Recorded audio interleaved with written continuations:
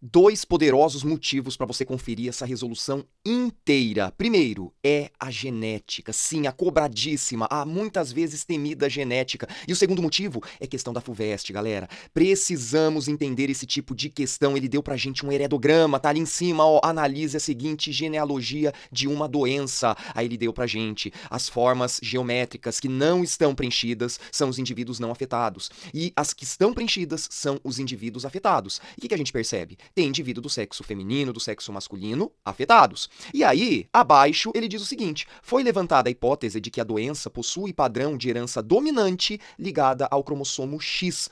O que levou a tal conclusão foi galera, então ele passou pra gente que existe essa hipótese de que se trata de uma herança dominante ligada ao cromossomo X, ou seja, não é uma herança autossômica, tá, pessoal? Nós temos que lembrar desses conceitos. O que significa uma herança autossômica? É aquela que se manifesta da mesma forma em ambos os sexos, tem a mesma probabilidade de acontecer. Um exemplo clássico de herança ligada ao cromossomo X é o daltonismo, é a hemofilia, porém, são heranças recessivas. Aqui ele passou pra gente um tipo de herança ligada ao X dominante. Aí, nas alternativas, nós temos as possibilidades. Na alternativa A, incidência da doença em mulheres e homens. Galera, isso pode acontecer na herança autossômica também. Não se esqueça, ele pontuou ali em cima pra gente, ó, se tratar de uma herança dominante ligada ao X. Então, quando nós falamos da incidência da doença em mulheres e homens, trata-se de uma herança autossômica padrão. Pode ser uma herança ligada ao cromossomo X? Pode, mas isso não é critério para diferenciarmos. Então, a alternativa A está fora. Vamos para a alternativa B. Transmissão do alelo mutante apenas às filhas de um homem afetado. Pessoal, muita atenção. Faz sentido? Total. Por quê? Porque um homem afetado por um gene dominante lá no seu cromossomo X, com certeza ele vai transmitir isso para as suas filhas. E por quê? Porque as filhas vão herdar o X do pai e o X da mãe. Sendo que os filhos herdam do pai o cromossomo Y e o X vem da mãe.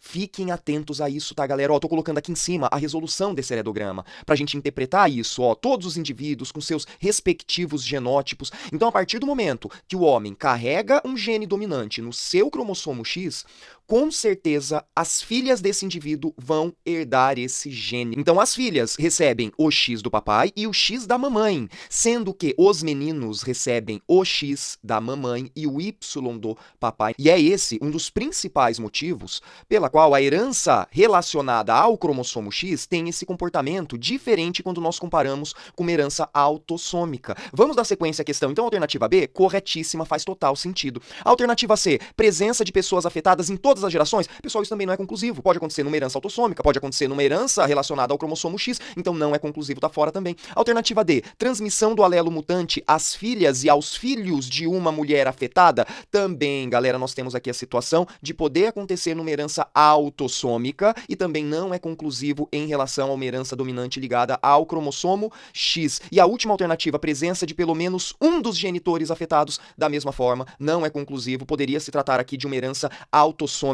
Pessoal, não se esqueçam, portanto, falou de herança autossômica, é porque a probabilidade é a mesma de acontecer, independente se o sexo é masculino ou feminino. Agora, a partir do momento que estamos falando de uma herança ligada ao cromossomo X, aí muda a situação, independente se é uma herança dominante ou recessiva. Lembrando que daltonismo e hemofilia são heranças ligadas ao cromossomo X, mas são heranças recessivas. Aí nós temos aquela situação, para a mulher apresentar a condição daltonismo ou hemofilia, obrigatoriamente ela tem que ter os dois genes lá nos seus cromossomos X. E aí, no caso dos homens, basta ter um. Por quê? Porque ele tem apenas um cromossomo X. Comenta aí se você acertou essa resolução, se está ligadíssimo na genética. Se tiver dúvidas, manda pro Cezão. Abraços e até a próxima.